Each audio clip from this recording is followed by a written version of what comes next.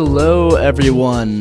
Welcome to the second episode of the Wally Pod, a show where I interview my peers who are embarking on their careers in areas from investment banking to software engineering to entrepreneurship and more. We explore the lessons they learn navigating college, their plan for future success, and the views they hold on the future of the world as the next generation that is taking the reins. Subscribe to join me weekly for informational and motivating interviews. In this episode, we'll talk with my friend Jack Pawlik, discussing his non-traditional college experience and the several startups he's co-founded. He'll tell us about his time spending a summer in Silicon Valley, living out of his car, and getting into one of the most prestigious startup accelerators in the world. Jack is an incredibly interesting person, so without further ado, here's our conversation. Hey Jack, how's it going? Dude, what's up? First real podcast, I guess, so it should be fun.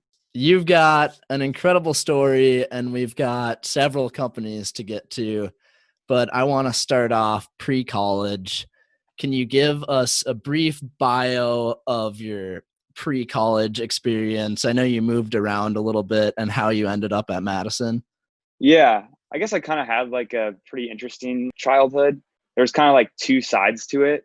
Growing up first until I was up until fourth grade, lived in a super, super nice neighborhood, gated. Our neighbors were Vikings players. It was pretty out of touch with reality in terms of places to grow up as a kid. But I mean, it was pretty awesome. It was, we could kind of go out, run around, do whatever we wanted. And so that was really the first part of my childhood. And then everything kind of switched a little bit. So I got to kind of experience that extreme. And then I also got to experience kind of the other extreme, some family stuff that happened. We ended up kind of losing that house and then moving into the house my dad actually grew up in. And it was more so along the lines of my mom couponing, occasionally the power would get turned off. Very, very opposite of the kind of first part of my life. But I think having those two experiences has definitely been a big part in what I've done now the last 5-10 years. And I'm really glad I kind of got to see both sides of it, because it definitely has shaped my views on, the role of money in life and kind of some of those more philosophical questions. That's really fast overview of the first probably 15, 16 years. And so then I moved again my senior year in high school with my mom to Madison. And that's where I ended up graduating high school. And then right after graduating high school, I ended up just moving on to campus that summer before freshman year, which ended up being a pretty interesting experience. I thought I was getting into this sublease by myself. And then 2 weeks into it, this random other guy just moved in. So it was a 4-bedroom apartment. I had 2 bedrooms. He had the other 2. And then I find out he's this double felon and oh no. Yeah, he was an alcoholic, just a weird guy, and ended up sleeping with my door locked most nights in there. But it was a pretty funny interaction. Definitely an intro into doing things on my own. But yeah, that's really, really fast overview of the first kind of chapter of my life leading up to college. Yeah. So were you a pretty independent person growing up, having to move around, especially senior year? I imagine that was hard to leave friends at your old high school. Yeah, I definitely think I've always been very much an independent person.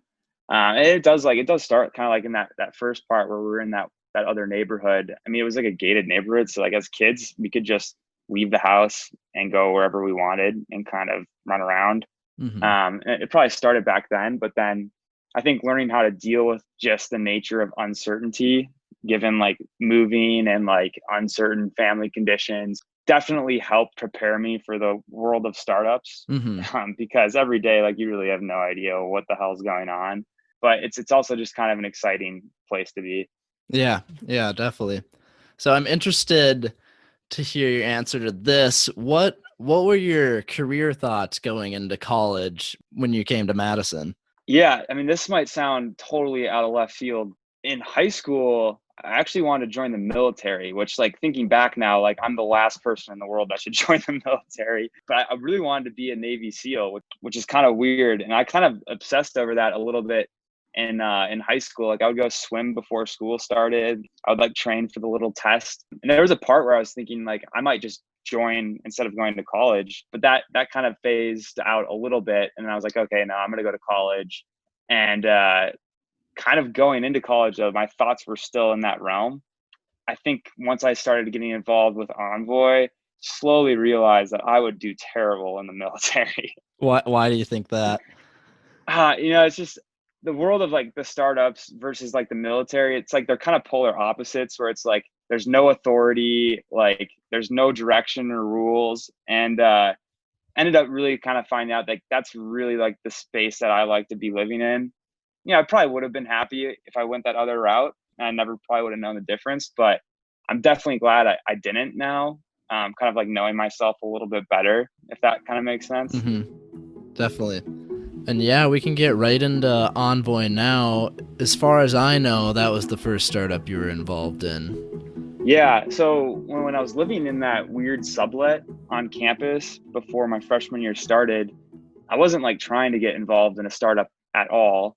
I was just browsing like the UW job page and I saw this job posting for becoming a delivery driver. And it was like, work your own hours, you hop on whenever you want. And I was like, oh, this seems like a cool thing to do before I start college. Seems very relaxed. And so I joined it without really realizing like it was Envoy and like they were really just getting started. And like I remember my first shift, like didn't get a single order. And I'm like, what did I just sign up for? And then like a week later, they sent an email out to all of us and we're like, hey, like we're interviewing someone to be a campus manager for this thing. Like if you're interested, just, get back to us. So I ended up talking to one of my good high school friends, Max, who you've met. Mm-hmm. And I was like, hey man, like you want to do this thing with me? Like freshman year, like it looks like it'd be kind of fun. It's like we both applied for it and they interviewed us. I'm sure it was like a total BS interview. Like I'm sure like one of the only people that really applied for it. Looking back, we were like, all right, we got to be super ready for this interview. And so like we came with like a whole marketing plan and like all that stuff. And I'm sure we never actually did any of those things, but like we were super excited to like just do it. I don't think like there was any pay involved. Like it was this totally like unpaid experience thing, but it just seemed exciting. And a little background on Envoy too. So it was 4 guys at USC in California that started it. And that was their first campus.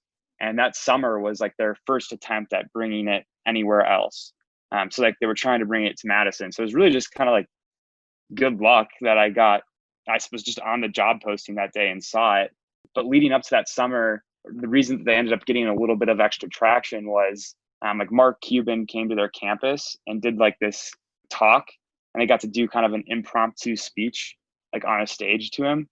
And Mark Cuban just totally shit on them. Like they were just destroyed by him on stage. But then Mark Burnett, who's like the producer of Shark Tank, he offered them like $100K just on the spot, like on the stage. This was just a college event where they were speaking there. Yeah, you can like find a video on YouTube. I haven't seen it in a long time, but it's pretty funny. Just like they like threw some metric out and Mark Cuban's like, that's just a bullshit metric. Like he's just like saw right through their shit. But that investment never ended up going through, I don't think, but it did get them some more attention. And so they got into an accelerator called 500 Startups, like right when I was kind of getting involved. So it's kind of fun being in like by complete luck, we were like really like the first ones in and outside of the founders. And so you got the job as the group, as the marketing managers, and you guys were the first outside people in the company. Yeah, essentially. And again, I'm sure that we were probably the only people I interviewed thinking back, but we definitely like were taking it more seriously than I think they were expecting. And so like going into freshman year, then we were really in charge of everything on campus, like hiring drivers, signing on restaurants, marketing the service. Like they basically just gave us the app and said like, here you go, like go do something. The app was like pretty like shitty at that point too. Like it took forever to get like these restaurants on. And what we did too as a company, which really ended up not being a good idea in the long run, but in the short run, it helped us a lot, is we would just like put restaurants on there without signing them on. So like going into freshman year, like I just like put Chipotle's menu on the app and then like printed all these flyers out that was like free delivery from Chipotle. And then I would just like walk around the dorms handing these flyers to everyone. And they're like, oh, sick. Like, yeah, I'll get Chipotle delivered for free. And like that's another story. But then a while down the road, Chipotle ended up sending a cease and desist to us. I imagine they didn't like that too much. Yeah, but we did that for like all the restaurants. And then like we would come back to them and be like, hey, like we've been delivering from you for a while. Like, do you want to just like sign on with us? And most of the time they would just say no, because like they were like, why pay extra for already doing it? Mm-hmm.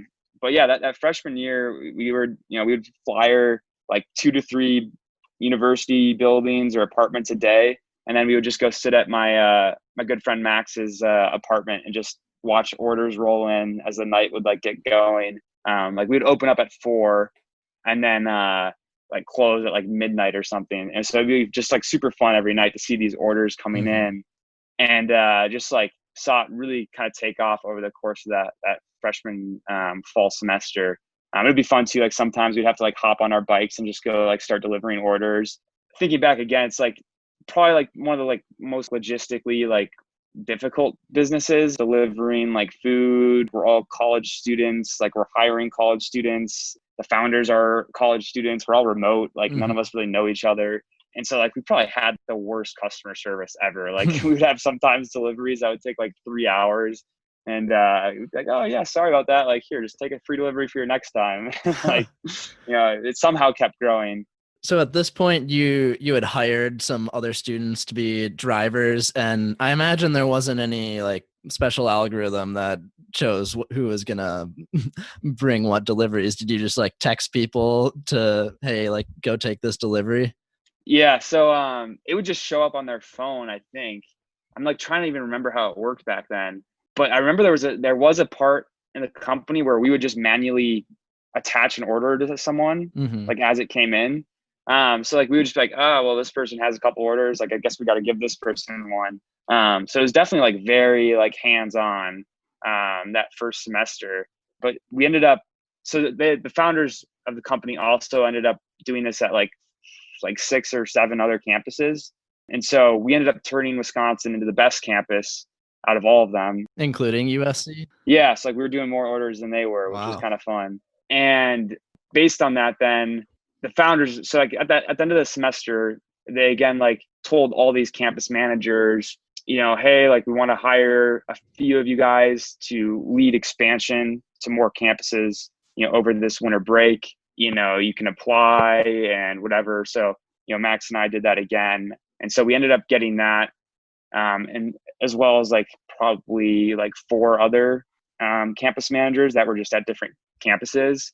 One of them was Patrick, who we went on to co-found LineLeap with. So that's kind of where we met him, but we can go into that later. But yeah, and again, like this whole experience at Envoy could probably be a case study in like all the things not to do when running a startup. Like we probably did everything wrong. And like there was a lot of founder problems too. Like at this point, 2 of the 4 co-founders had left, which probably should have been a red flag, like for us going forward. Were you pretty involved in talking to them at that point?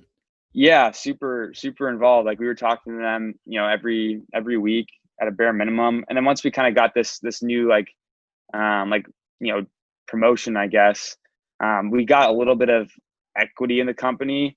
But it was a little weird of an interaction. Like we had to like negotiate for like a better deal because they were trying to just like, slip something out from under us. And again, that probably should have been a bit of a red flag, but we ended up, keep doing it. And so over the course of that winter break, we went from like 6 campuses to 25. And that was like in the span of a month, which again, probably way too much, way too fast, especially because like we were relying on free deliveries for all of our growth. We were paying these drivers guaranteed like minimum wages. We were just burning through money. But like a surface level perspective, like it looked like we were growing really fast. So like we were able to get some cool press around the company. And then our CEO, Anthony, actually became there's this like thing called the Teal Fellowship. It's like Peter Thiel will give, student founders $100,000 to drop out of school and focus on their company. Mm-hmm. And so he ended up getting that. And then we raised, I want to say like $1.5 million, like close after that. And then like a week after, he actually broke his neck in a pool accident in Vegas. And so it was, I'm sure for him too, is, top of the world to a very life-changing experience. And he was always definitely like the one kind of driving the company forward. So it was definitely like shook things up a little bit. Mm-hmm. But we kind of kept going. We ended up moving out to San Francisco the summer after our freshman year and lived in like the typical startup house. Well, actually before that, we lived in one of the founders' parents' house. Mm-hmm. Max and I like shared a garage. So like there was just like 2 mattresses in there and you just couldn't, there's no floor space. So like you just have to walk on top of the mattresses. How long were you doing that for? So we were in that house for like a month, and then we ended up getting our own house on the Santa Clara campus. And that was pretty cool to like have our own startup house. Like, we had a cool backyard, like just again, mattresses on the floors of these bedrooms, like desks in the living room. It was pretty fun. And like we would just kind of work 9 to 5 every day. And then when 5 o'clock hit, like all their friends would come over, like we'd hang out in the backyard and like definitely not work at that point. So it was fun too. Max and I we took our mountain bikes out there. We would just like kind of bum around San Francisco, go different places. So Mm-hmm. that was a really fun experience for us back, but things were not well with the company at this point. We relaunched all these campuses in the fall of my sophomore year. None of them were doing well. Like we tried to do some of these fixes. We were going to try and sign on more restaurants officially, have some sort of algorithm so our drivers would not just be like getting paid guaranteed money, but none of it really worked. And the company started getting a little divided as our CEO, Anthony, came back. There's kind of like 2 camps, and it was split between the 2 remaining founders.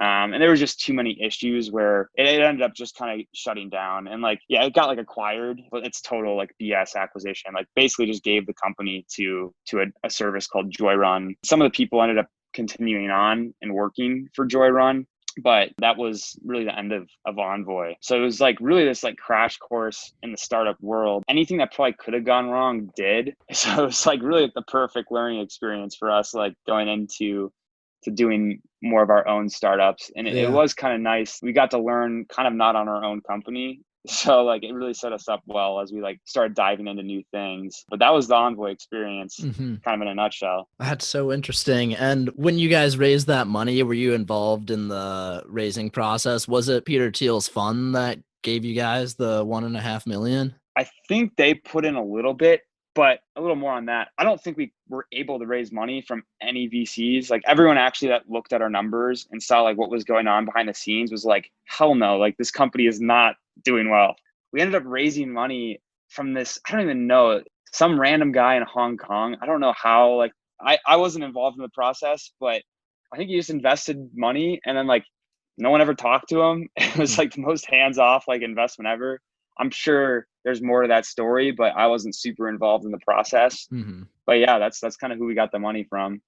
Interesting. So it definitely sounds like Envoy Now kind of lit the entrepreneurial fire in you. What do you think made it so addicting, if I'm correct to say that? Yeah, dude, it was totally addicting. Like, I think like the best part was like, you make like a change or you do something and then like you see it happening that day. It's such a rewarding feeling to like work on something and then all of a sudden like it's out there and happening like right away.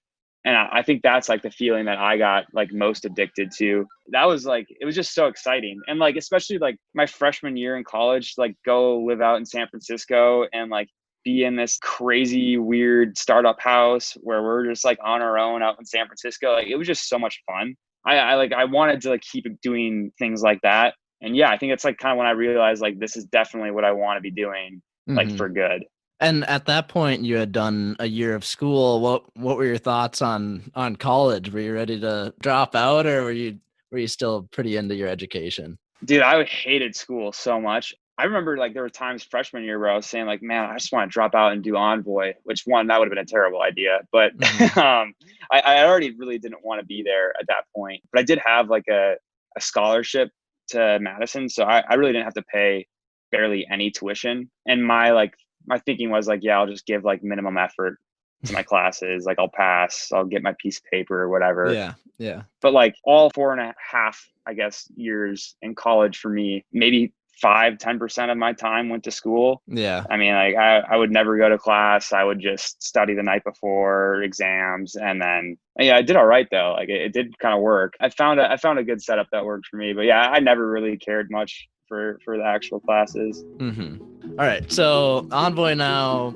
quote unquote, gets acquired, and you seems like waste no time at all and found LineLeap with Patrick, who you said you met at Envoy. And so LineLeap, for people who don't know, a lot of people in Madison, and I'm sure around college campuses, know what it is, but it's a line skipping service for bars and clubs, and it's evolved to do more than that. And you can elaborate on that, but can you tell us about how the idea came about? Yeah. So like during that fall semester, my sophomore year, as Envoy is just completely blowing up, um, Patrick calls me and is like, "Hey man, like we have this idea. Like, do you want to kind of work on it?" And he had been working with a friend. I don't know exactly how they met at Michigan. His name's Nick. He's one of the guys we started LineLeap with as well. And there was a company there selling line passes to one of the busy bars in Ann Arbor. And his thoughts were, we have this huge Envoy network now on like 25 college campuses.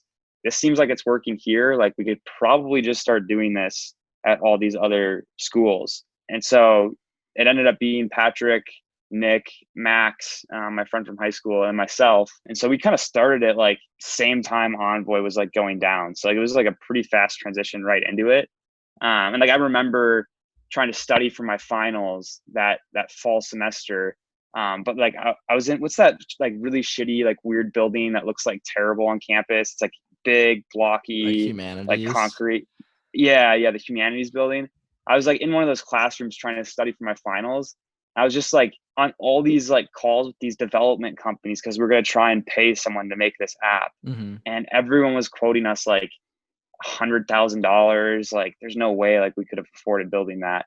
And like we couldn't find anyone to like build us an app that like knew what they were doing. Finally, Patrick was like, "Jack, can you just like try and do something on your own?" And I was like, "Yeah, I'll look around." And so I just made like a Squarespace website, and it took me like maybe 30 minutes. And like it was kind of this like janky thing, but it worked. I totally remember. That's probably about the time I met you, and I remember you showing me that app and saying, "Yeah, I just threw it together like the other night." Yeah, literally like not super sober. I threw that together in like an hour.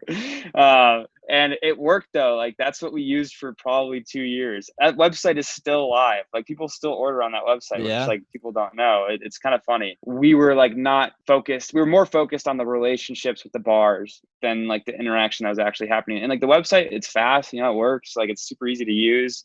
And we didn't have to pay like $100,000 to get it set up. We had to pay like $20 to Squarespace. And so I built the website, and then I just started walking into some of these bars. I walked into like Whiskey Jack's and was able to meet their owner. I don't know what he thought of us, but he somehow said like, "Yeah, I'll try this." And this time they were starting this new deal on campus for like 25-cent drinks.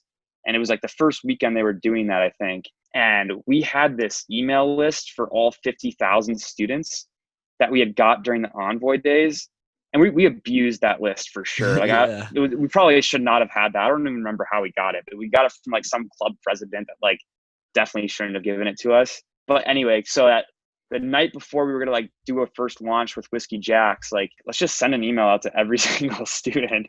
And we didn't include a single word about LineLeap. All it said was like, "Come to Whiskey Jack's tonight, like 25-cent drinks." We were just trying to get a ton of people there so there would be a line. And so there was nowhere that LineLeap was even mentioned in that email. And I remember then like the leading up to that night, like both Max and I are like in our classes, and both of us like heard people talking about it. Like, "Dude, did you see this email? Like Whiskey Jack's has this crazy deal."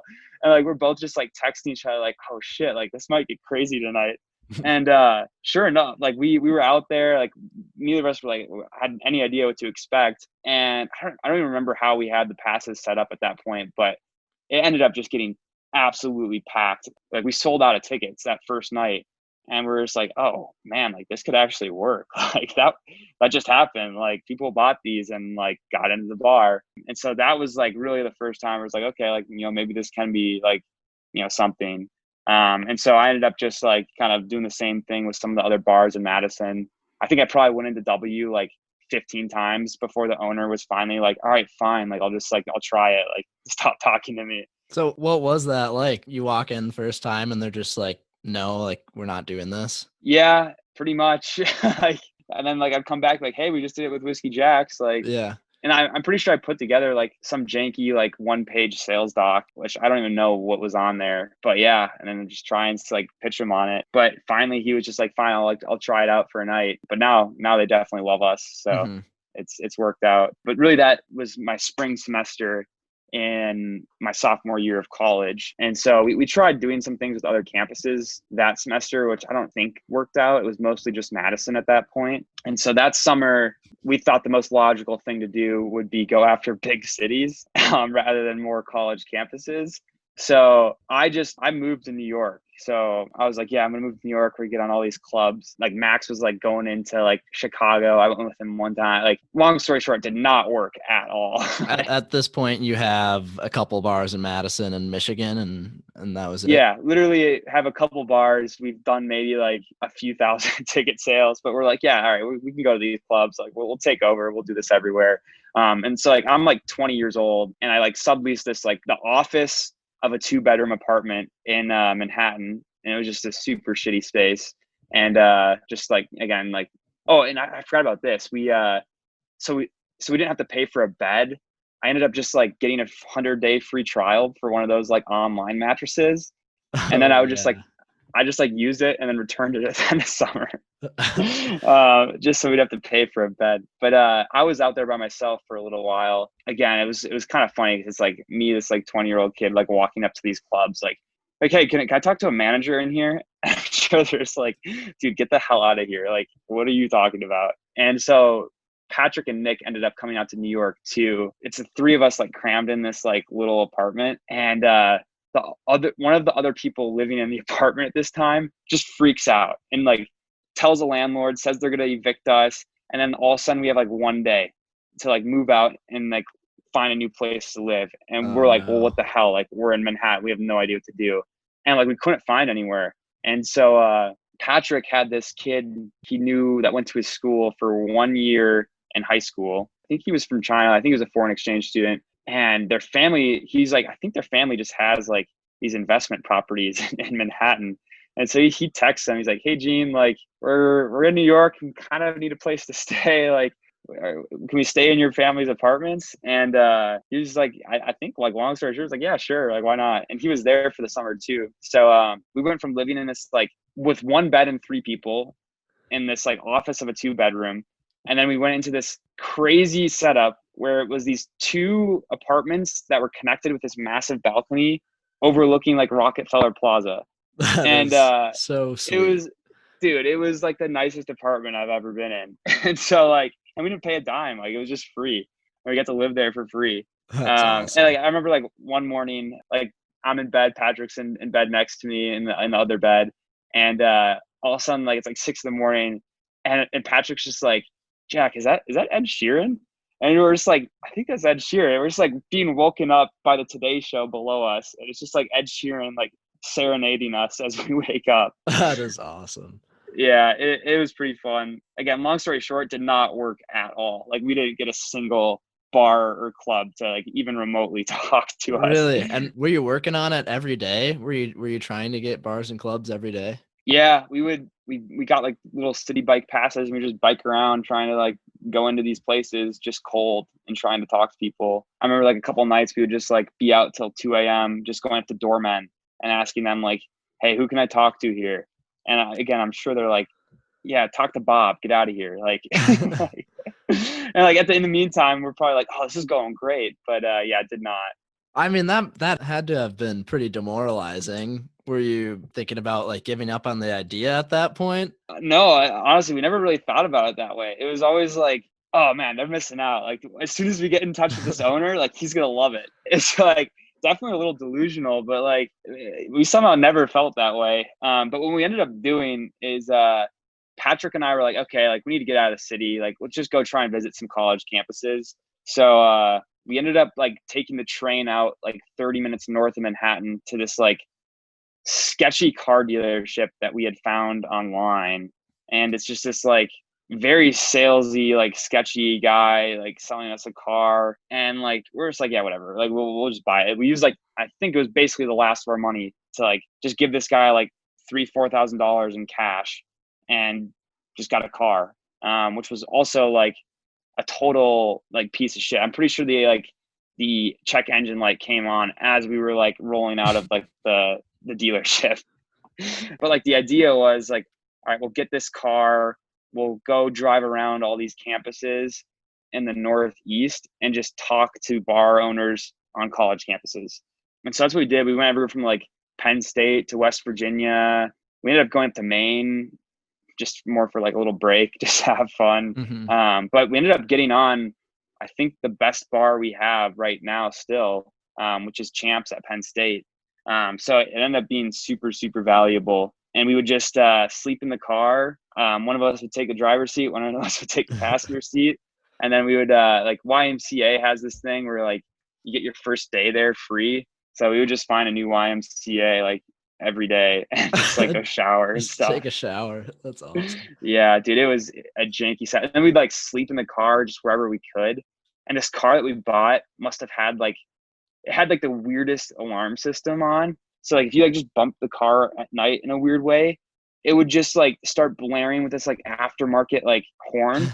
And there were so many times where like we would just be in like a neighborhood and like all of a sudden we'd both wake up in a panic at like 3 a.m. and the car just like going off and we're like scrambling to find the keys. Oh my gosh. How many days were you doing that for? How many days did you sleep in the car? Dude, I don't even remember, but it was I think at least a few weeks, couple weeks maybe. I don't even remember. It was the end of summer. I remember at one point too, we were driving back to Ann Arbor and we stopped at Niagara Falls, and we were just like, we're showering in the public sinks at like Niagara Falls, and I'm like looking around and like everyone's looking at us, and I'm like, wow, like we look very homeless right now. Like we like haven't slept in a bed in a while. Like we're like washing our clothes in this sink. And I'm like, yeah, we should probably just like get out of here. But yeah, and at the end of summer, that's kind of when I took a back seat with LineLeap. And it was really that process kind of started happening while Patrick and I were traveling and living in the car together.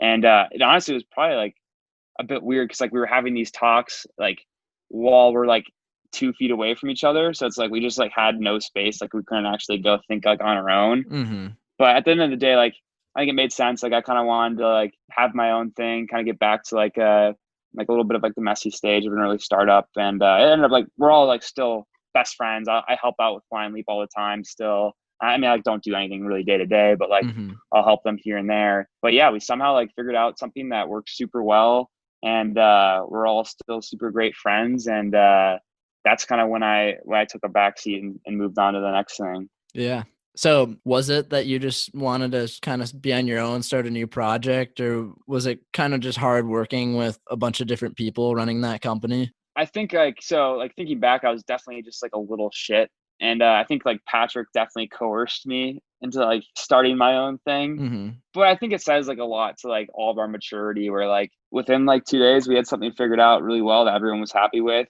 And yeah, like it was kind of like there were 2 like CEOs, and I think it was Patrick's idea at the end of the day.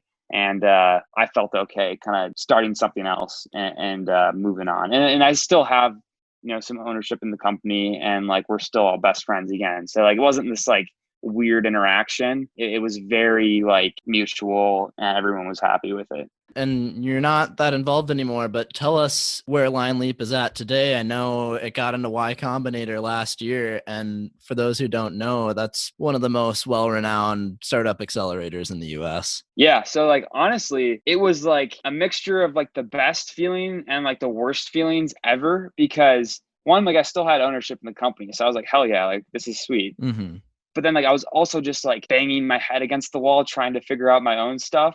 So I was like, damn, like I'm seeing this thing that I took a back seat with really like actually start doing well. Mm-hmm. And I took a back seat right before we really started doing sales. I think like when I left, we had done maybe like 15,000 in sales.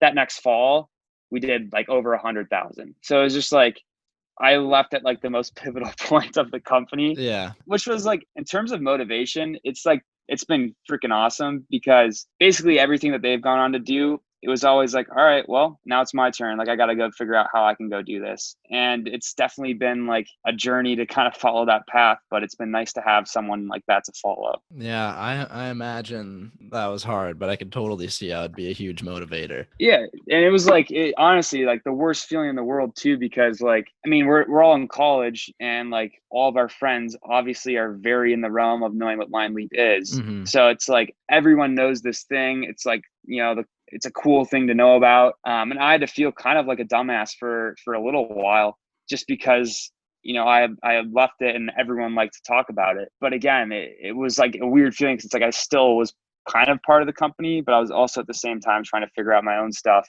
So it was like a very weird year to kind of following that. But like, I'm very glad it all happened again because like Mm-hmm.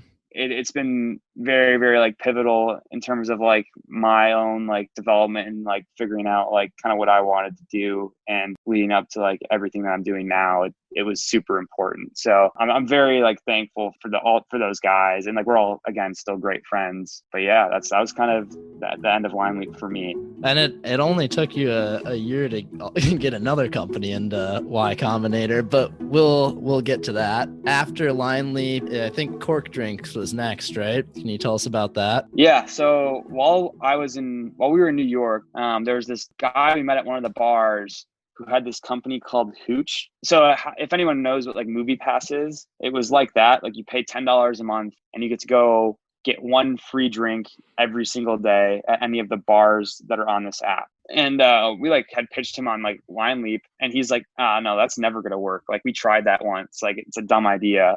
And we were just like, oh, like, thanks. Like, well, what are you doing then? And like, he like told us like this whole story of like Hooch and everything they're doing. And they were doing well. Like, I think they've raised like 5 million. They're still a company. I actually don't know how well they're doing though. But kind of when I was taking a back seat with LineLeap, I was like, okay, like, well, this guy just told us everything about his business and kind of shit on LineLeap. So I'm going to just go try to do this on college campuses versus cities. And so that was like the plan, like day one after LineLeap, that's what I was doing. So like there was no like transition stage really. It was kind of just jumping right into the next thing. And so I started in Madison that fall, very similar to how LineLeap started. I had like a simple website. I would just walk a clipboard and paper list to the bars every single day. So if someone came in to use it, they could like check them off. No one actually really used it. So I was just really walking around for no reason. But somehow I was like, yeah, no, this is still a good idea.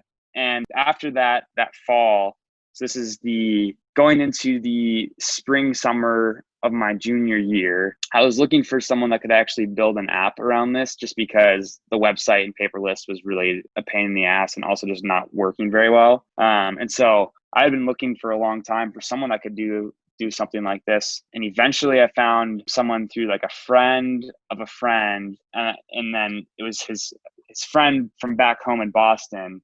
His name's Avery and he's who I'm working with still on Drip. I think the first time we called, it was like a 3-hour phone call. And I have a screenshot of the phone call like ending because I was like, you know what? Like I have a good feeling about this. Like Yeah. we clicked well. He seems like he knows what he's doing. And then like the next day we got on a call. He's like, yeah, the app's done. Here it is. Like, and I was like, okay, like I think this is going to be like a good relationship. And a little background on him too. He's just a really, really crazy, talented kid. Like in his freshman year in high school, he was developing these Minecraft servers for a company and getting paid like a full-time dev salary his freshman year in high school. And like his grades were like tanking, but like he was like, I don't care. I'm making like all this money doing this. And eventually he like quit that.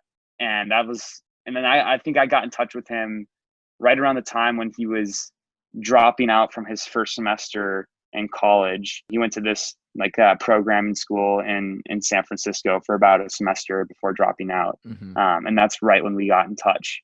So I think he was also kind of just looking for something to do. So it was really like the perfect timing for both of us to get in touch. But we got the app up and running in Madison that spring, and it worked. Like, it's basically what paid my way for the next like 2 years of my life. Like it paid for a lot of things, helped me through college, and people did use it. Like, it wasn't like this, like, but it was never like this big idea. But that summer, for my junior year, I didn't have the money to go travel around and do sales. So I drew some inspiration from the LineLeap days a little bit. And I took the passenger seat out of my car and went to Home Depot and just had them like cut some pieces of wood that fit in there. And I put like an outdoor cushion on top of it.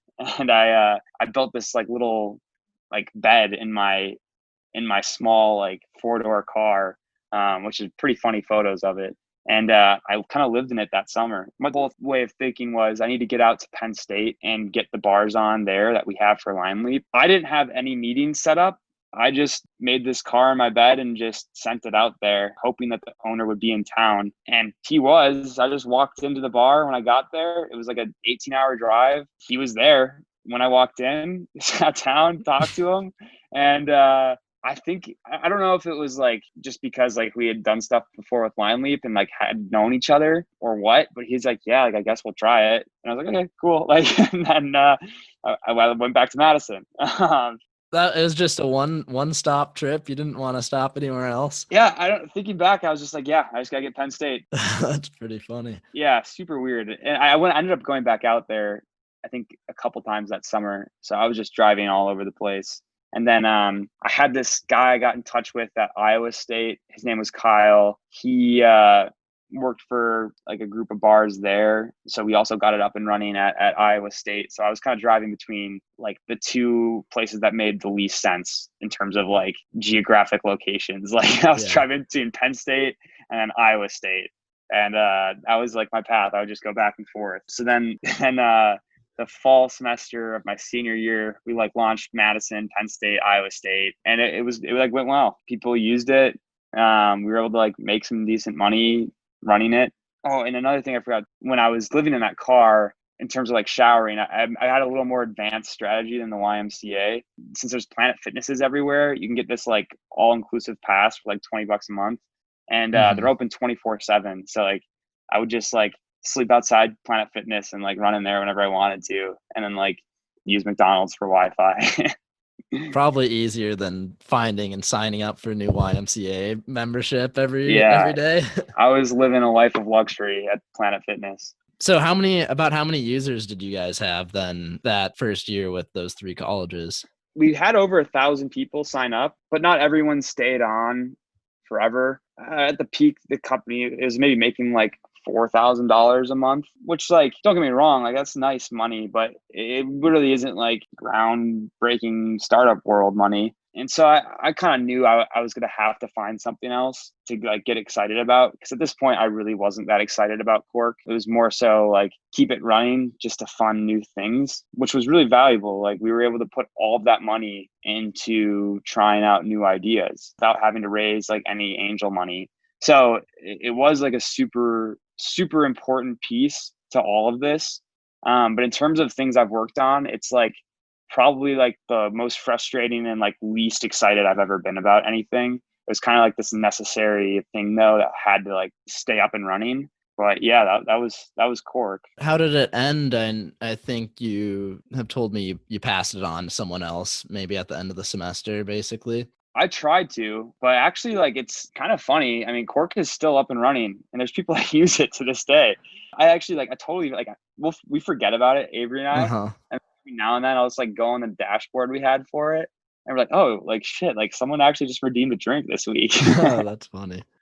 So, I mean, like, we actually still make like $900 a month from people that had signed up, and a majority of those people are not using it anymore. They got to check their bank account for their subscriptions. Yeah, I know. It's like, but like all that money that we made from Cork again, like was super needed for us to start building other things. Mm-hmm. So yeah, that was kind of what led us into the world of Drip. Yeah. Why don't you tell us about that? I know the original idea from what you've described it as kind of like a Starbucks rewards app for local coffee shops, but it's obviously grown and evolved a lot from that. But tell us about the original idea and how it got started. Yeah, I feel like Billy May is like, oh wait, there's more. Yeah, exactly. We're on the last one for now. I swear. Well, actually, there Oh is boy. one other one that I'll have to tell you about at the end Okay. of this. Okay. So yeah, basically the original idea was let's just do what we're doing with Cork, but in coffee shops. So like, you pay a monthly fee and like you can go redeem a free coffee every day. But it really didn't make sense because it's like with Cork, the whole thing is like you go get one free drink and then you're going to stick around and like buy 3, 4 other drinks, maybe some food. No one's going to a coffee shop to get like 6 lattes. So we were just like, that idea really just doesn't make sense. And then I remember I just went and sat at a Starbucks for a couple hours and just like watched people roll in for their mobile orders. And I would just like tally every single time someone came in. And it was like the State Street location in Madison. I think I counted like 40, 50 people an hour, just doing these mobile orders, coming in, picking it up and leaving. And so like the original idea with Drip was like, let's just try and replicate this system that Starbucks has and bring it to like local coffee shops. So give them order ahead capabilities with like integrated loyalty, and just have this app for local coffee shops. And like from the user end of it, like you can go on and you see all of these local shops in your area that you can order at.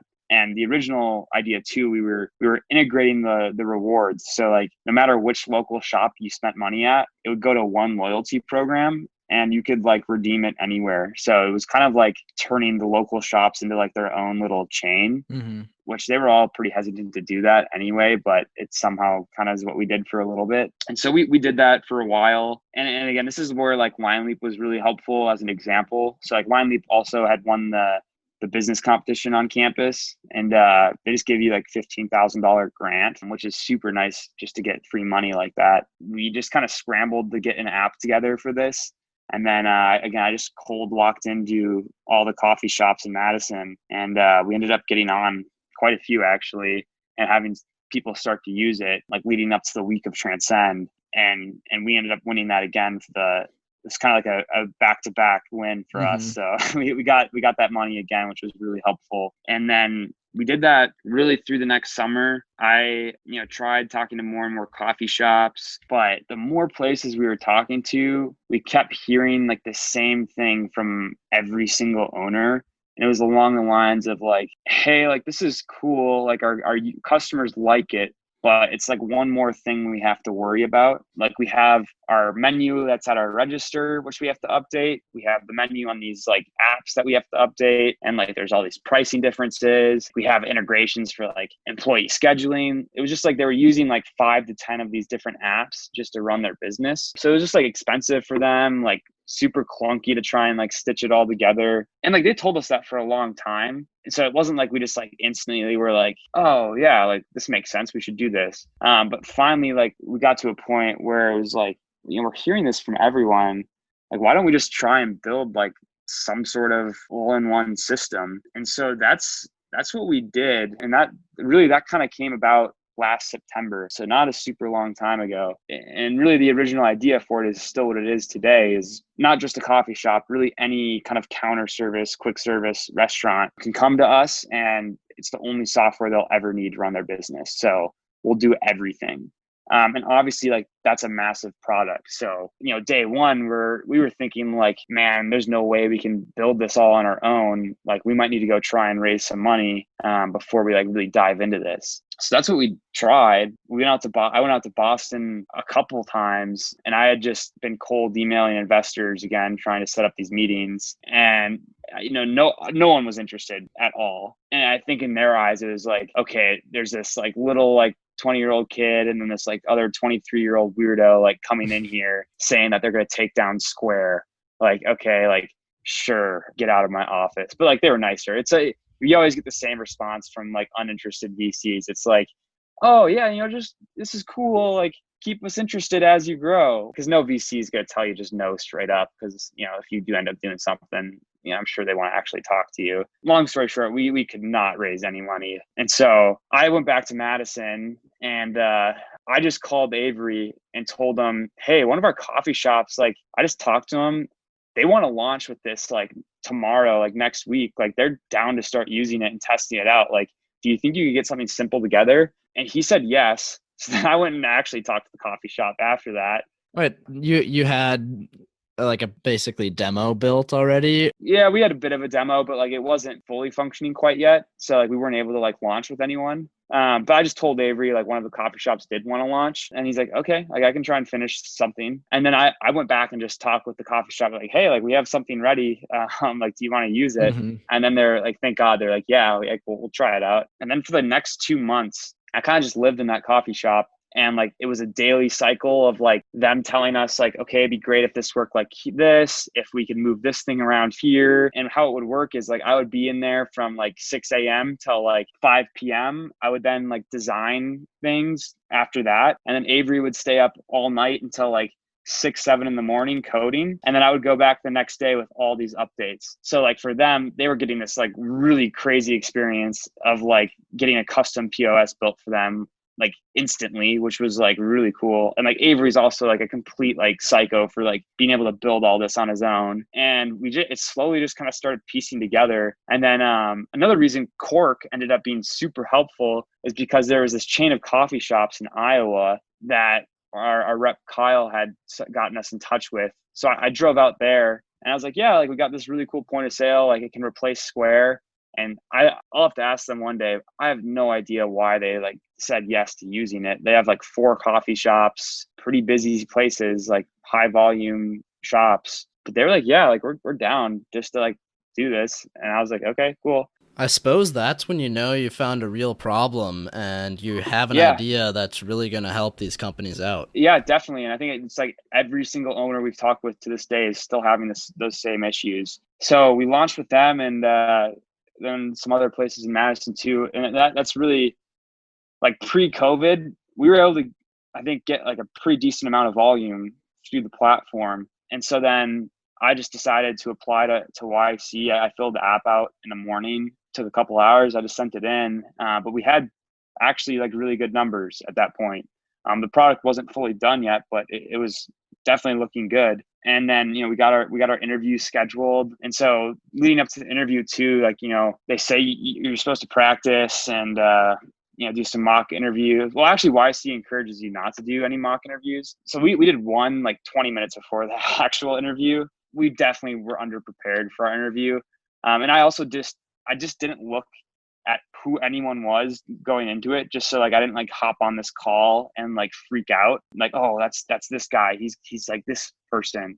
So like I had no idea who any of the people were that interviewed us, and we got just destroyed for 10 minutes in my eyes. Like, it was Michael Seibel, the CEO of Y Combinator, who did like 95% of the talking. He's the guy that co-founded Twitch as well. I honestly have zero idea what he said. I couldn't recall a single thing from that 10-minute interview. And I remember too, since like this was during peak of COVID, it was all just on a Zoom call. So like leading up to it, like I'm just staring at this white screen. It just turns on all of a sudden, and instantly for the next 10 minutes, like 100+ questions, like just like a blur. And after that, I just like I felt so down. I was like, there's zero chance we got in. I like went to Chick-fil-A, like put some sad music on and just ate in my car for a while. And usually what they tell you too with YC is if you get an email, it's a rejection. If you get a call, a partner calling you that you got in. So we got an email from Michael. And I was like, oh, well, yeah, there's the email. Like we didn't get in. But it was actually him just asking follow-up questions. So we scrambled and got together some responses for it. And then we didn't hear anything for another day. The next day he sends us another email. So I'm like, okay, yep, there's the rejection. It was more follow-up questions. And so we're like, oh my God, like what the hell? Like what is going on? Like, can you just like tell us what's happening? Mm-hmm. So anyway, we filled those out. And then the next day it's like 10:30 at night. And I just get a call from California, and it was Michael, and he's like, hey, you know, you guys are in, blah, blah, blah. Again, I have no idea what he said because I was just like freaking out. But yeah, that was not that long ago. That was probably a month and a half, 2 months ago now. Since then, we've been able to finish a lot more on the product. We're on track to have our first 100 locations fully using Drip for every single piece of their business, which is pretty cool. We just got Ian's Pizza in Madison. And so every order at Ian's will now be through us. I guess a little more on the product since I haven't explained it a whole lot. There's really like 3 pieces to it. There's like the order system. So it lets, you know, people do register orders, self-service kiosk mode, which we have, app-based mobile orders, and then online ordering website. And all those platforms are attached to one menu. So they can make we have like an automatic inventory system, which updates everywhere. If they make like a pricing change, they only have to do it in one place. And then we also go fully paperless. So there's no receipt printers.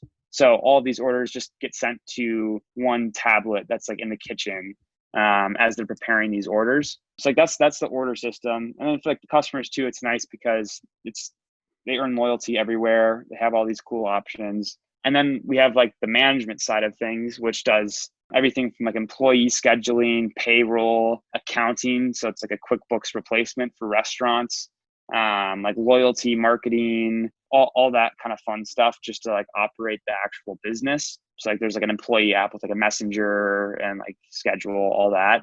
And like the third piece is banking. So we kind of treat our balance. Like when people purchase at this business, it goes into like their drip balance and then they can transfer that out to a bank account. But we're trying to treat that as like a pseudo bank account. And we're able to link up like debit and credit cards and really offer like a lot of banking services on that balance, like loans and things as well. And so by doing that, we're able to kind of have that be a source of revenue for us. And we also kind of have this idea of taking that one step further. This is kind of now getting into idea mode, but when they run payroll, we have the idea of setting up all of their employees on these similar bank accounts. Again, the idea for us, it's like a bucket with holes in it. And we kind of want to just start plugging these holes so this money doesn't leave our ecosystem. And so where like Drip is this like product version number one, it's this really awesome specific tool for counter service restaurants. We want to just look at the banking data and start building products for other verticals. So, if we see a lot of people spending on rent, which I'm sure we'll see, we'll build a property management software, which has a lot of similarities to like the administrative tools we already built. It's just kind of reworking some things.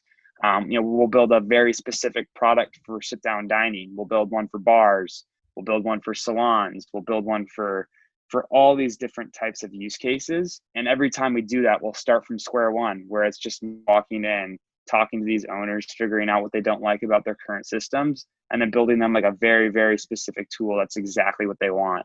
But that's like the big idea right now. For the next foreseeable future, we'll be very focused on just these counter service restaurants. And we're really just trying to get these first 100 places launched and up and going. Well, that's really exciting, and I'm looking forward to seeing the growth over the summer and the year. Yeah, me too. To go back a little bit to Y Combinator, can you tell us about what that's going to look like for you guys being involved in that now? And I don't know what it's been like so far. Have you been connected to people that have been working to help you out? Yeah, it's well, first of all, it's been a little weird because it's all remote. This is the first ever remote batch. So it's like Avery was still like in his parents' basement. I'm still in my like piece of shit apartment. So it really didn't feel like anything changed. It kind of just felt like it was still us like out hustling on our own thing. But it slowly started to like definitely pick up, where now it's just like the sense of urgency inside of the program is like incredible. Like they definitely push you very, very hard to grow and get a ton of traction before the end of the summer. So it's like these next 2 months are going to be a total grind for us, which is great. Like it's very nice to have that pressure on us to really do well. But it is weird because like it's like we don't actually see any, like we're just on Zoom calls with everyone. But for us, it ends up working well because all of our first customers are in Madison. Traditionally, I would have had to go fly out and live in San Francisco, which would have meant like I couldn't have been here meeting with all these first customers. So it's actually really helpful for us that it's remote. And what's the reception been like from coffee shops and point of service shops? Are they looking to change their systems now while they're closed or maybe opening at this point? I think we got very lucky. Like we unintentionally got this timed up perfectly because a lot of these changes were happening anyway. And now with COVID, like they're going to need tools for online ordering, app ordering, all these other things. And then for them, it's like, it's the cherry on top that we do everything else. We're able to save some of these locations over $1,000 a month over like Square, which for them is, that's incredible. And like, they also go down from using 10 platforms to just one. So it's like every single person that I've gone in and given a demo to has switched over, which like for us, it's like, that's pretty cool. And I think that the biggest example of that was this week with Ian's. I went in and met with their owner and GM. Ian's is not exactly like a place that's probably super prone to changing. I mean, like they're an establishment, like they are a really well recognized business, and like they don't want to mess that up. Went in there 2 nights ago and was just in there from like 11 p.m. until bar close, and just got to see like how Square was failing them, why it wasn't working. And then we worked overnight. We coded some things just for them and got them out specifically for Ian's. And then I just like wouldn't leave their owner alone. So I went in the next day and showed him those things. And he's like, dude, why are you doing this to me? Like this is just too good. Like he was like, yeah, we're down. Like we have to use this. So it's been cool. It's been really cool to like hear that come out of some of these owners' mouths. Cause like, it's still just like Avery and I messing around a little bit. And like we've built something that these people like better than Square, which is like this massive public company. So it's just like, it's a cool feeling to start to see that happening. And like, it feels like we're still a little bit like pushing the boulder up a hill, but I can kind of see the horizon where that ball is going to start kind of rolling on its own pretty soon, or at least that's the hope. But yeah, it's been a pretty fun journey. That's really incredible to hear. You mentioned that you got a new office out in Boston. Are you going to be moving out there soon? Yeah, so I'm moving out there next month. It's just it's pretty funny like to have a real like place that like we can go to. So it's exciting. We have a couple interns helping this summer out there too. So like there's people in it, and I'm excited to like get out there and maybe get on more of like a regular schedule. Like right now it's just me like running around all these places, a little more in like scramble mode, trying to get things done. I'm definitely excited to be in an office, have a little bit of a normal life, just because like the last 5 years have definitely been kind of scramble mode. So it'll be cool kind of having that all put together. Yeah, that's really cool. And I don't know if you mentioned this, are these shops, they're paying a monthly subscription, or is it based on the number of orders?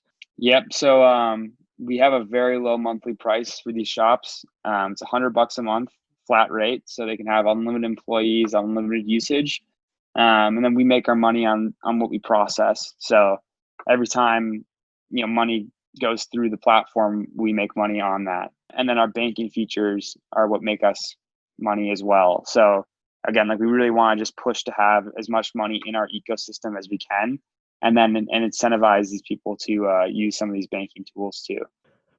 So you've won a couple business competitions and you've gotten into Y Combinator. Do you have any advice for people specifically presenting their ideas to people? You're obviously a really good salesperson, and it sounds like you didn't necessarily prepare for like the Y Combinator one, but do you have any advice for people on selling their ideas? Yeah, I mean, number one, like, yeah, you got to start with like a actual problem that people are having. And I think like I learned this a little bit the hard way, like going through like Cork and Envoy, which both ultimately weren't really that big. The problem wasn't that big in the first place. And what's been different for Drip is like, like day one, we just went around. I video interviewed, tens of owners, and I asked them questions on like, what are you using for this? Why is this not working the way it should? What would you do if you could build anything you want? And everyone said the same thing. So like that's when we were like, okay, like this is a real problem. And then from that point, it's really easy. You just have to build it and then get it in their hands. So like if you start with like a really good problem, the rest will kind of start coming together. I also just say like too, like take all advice with a grain of salt. Like at the end of the day, like I'm a firm believer that like no one really has any idea what they're doing. And like, you kind of just got to trust yourself to make some decisions and, learn on the fly from those. Yeah. And similar to that, for many things in life, and I imagine starting a company is one of the more extreme cases, getting started is often one of the most challenging parts. Do you have any advice for people regarding that? Yeah, do something in the next 2 hours and then launch it and see what happens. Like that's what happened with LineLeap. That's what happened with Cork. It's kind of what happened with Drip. They all were very, very simple in their first version. Just do it. See if people want to use it. If they don't, do something else. And then just keep trying. That's good advice. I think getting started is probably the biggest hurdle for a lot of people. Yeah, I think a lot of people have the idea in their head that's like, I need to have this like perfect thing put together right away. But like I've even noticed this a little bit with the Drip. Like a lot of these owners are really excited to be like helping us build. And like the expectation isn't that they're getting like a perfect system day one. It's more so that like they get to help craft like their perfect system. So like people are out there that are like, if the problem's big enough, they will use something that sucks if it's kind of solving that problem. Yeah, and pretty rewarding for you guys to be solving a problem that has been such a nuisance for these companies. And you obviously had a very different college experience than most. Do you have any advice for incoming or current students for them to take advantage of their time outside of the classroom? Yeah, I mean, it's like really the best time to try things. Like the way I saw college is like it's kind of like 4 free years, just like mess around and try and get something to work. And like you don't have to like go and get an internship. Like if for some reason all this stuff wouldn't have worked out, I think I would have been just as good as the group of kids that had these great internships. I think I could have gone and gotten a job with the experience that I had. So like you don't need to have like this perfect cookie cutter resume. Like if there's something you want to do, just go try it. Like worst case scenario, you get like some cool learning points and you're still young and like can go do whatever you want. Like it's not like a life changing like decision. Yeah, that's good advice. You were planning on doing an ultra marathon a little while ago and it got canceled, but you ended up doing it anyway in Madison. How'd that go for you? And you got any plans for any other fitness challenges coming up? Yeah, well, one, I'm not doing an ultra marathon again. Um, but two, yeah, like basically I'd signed up for it in September and I'd trained for it, but then obviously like COVID happened, so this 50-mile race got canceled. And it was supposed to be in Sacramento, and I was like, well, I've like trained for it, so I guess I'm just still gonna do it. So I ended up doing it by myself in Madison. I just like woke up at like 7 and just started running here, and I just did these like 10-mile loops by myself, and I'd come back to my apartment for like a little like 5-minute break. But it was like pretty funny because like mile 35, I was not feeling good. Like I was like, Yeah. dang, this is gonna be rough. And like it's just like I'm on the sidewalk and like I'm just like out like normal life. It's like no one has any idea that's like I'm in the middle of this like horrible experience. And Yeah. it was like a pretty funny thing to like go through. But yeah, I like couldn't run like after like mile 44, like I like physically couldn't run. So I just had to walk the last like 6 miles, which was like the most miserable thing ever. And I think I like hurt my knee. Like I wasn't able to like run at all like the last like 2 months. But I guess the reason I signed up for it in the first place was to have like a kind of a hard experience. I'm glad I still did it. But I don't think I'll be doing one again anytime soon.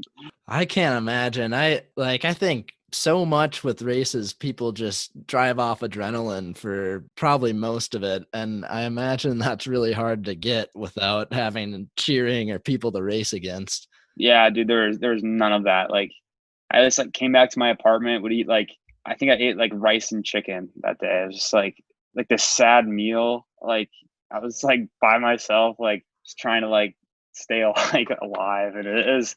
But like I'm honestly like in a weird way, I'm kind of like glad that's how it happened because like again, like, it's not like I signed up for it to have like this fun like easy race. Like I wanted Hmm. it to be really hard, and it was probably much harder doing it by myself. I kind of got what I paid for in a way. Yeah, sounds like you definitely did. All right. I also want you to tell whoever listens to this the mountain bike story about how you ended up getting a free mountain bike. Oh yeah. So that's a funny one. In high school, we like took this tour to the Trek. It's like Trek Bikes is like a bike company. Their headquarters is in Waterloo, which is a little bit outside of Madison. And the founder, John Burke, he gave the tour. And like he gave our like whole class like his book that he wrote. And he was like, yeah, if any of you read this and like email me 3 things you learned, like I'll send something your way. And my friend Max and I, which like we didn't like talk about it, but coincidentally we were the only 2 people that actually did it. And he gave us both like a free bike. And so like we both got into mountain biking after that. And it was funny. There was like he did another talk one time, like on campus, and we went to it. And he was like telling the story to like the audience. And he's like, does anyone know like what I gave those kids? And like we like raised our hand and we're like, a free bike? And he's like, yeah, how'd you know? I was like, oh, it was us. Like, I love that. yeah. There's definitely a lesson in there somewhere. I ended up selling that bike just to like pay rent at some point. Yeah, that's fair. Yeah, but it was nice to have a mountain bike for a few years. Yeah, yeah. All right, I've got a few more just like rapid fire questions to finish off. Let's start out with favorite book. Oh, dude, this is hard. I really like reading about other people's stories. Like I thought the Elon Musk book was really cool. I'm a big fan of oh yeah, have you heard of Walter Isaacson? Yeah, yeah, the author. Yeah, basically all of his books are maybe up there in my top favorites. I really like the Benjamin Franklin one, which is kind of weird. But yeah, I think he does like a really cool job like profiling people. I also like just like other random books. I don't know. I'm really bad at picking favorites. Like every new book I read is my favorite book. Like it's kind of how it works. Well, that's a really good way to read books. You're always excited for the next one, I guess. Yeah, yeah. All right, favorite podcast? Well, I honestly, my favorite one is probably How I Built This. That's what I would listen to when I was like just living in my car, like bumming it. I'm like, you know what, like this will be hopefully a good story one day. So, it's definitely drew some inspiration from that. I like Sam Harris's podcast too. Yeah. I don't listen to it a ton anymore, but yeah, those probably like two of my favorites. You have any physical or mental health habits that you think everyone should do? Yeah, I mean, I think like I go back and like when I was like basically like completely broke living in my car trying to make things like really work. I like kind of just like can like made myself like say like if I can like be happy like right now, like I'll always be fine regardless of how things turn out. I think that's like just been like a good perspective to have on things. Like just have fun on the journey, and like if you can find ways to be happy, then like you'll be set forever. It's like I've like gotten a little into like meditation stuff. Like everything is like just kind of a perspective. Like you can kind of it's like kind of cool. You can shift your perspective on like any situation, and then like you can go from being like angry to like happy like in a second by just looking at it in Yeah. a different way. So I definitely try and do that as much as I can. But I'm by no means like an expert in that stuff. Like definitely probably have some work to do in that realm. Yeah, I think that's really good advice though. What about if you had to pick one industry to have a company in for the rest of your life, what would it be? Well, one thing I am really like curious about is vertical farming.